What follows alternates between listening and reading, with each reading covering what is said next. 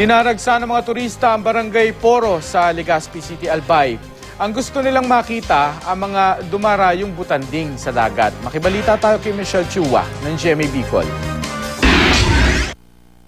Isang linggo nang napapansin ang pagpapakita ng mga butanding sa karagatang sakop ng Barangay Puro sa Legazpi City, Albay.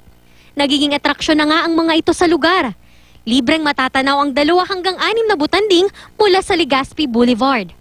Kaya naman, parami na ng parami ang mga pumupuntang residente at turista.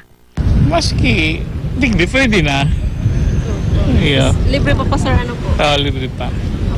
Ayon sa Department of Tourism Region 5, malaking tulong sa turismo ng Legazpi City ang pagpapakita ng mga butanding sa karagatan. Posibleng galing daw ang ilan sa mga ito sa Dunsol, Sorsogon na kilala ring puntahan ng mga naturang hayop.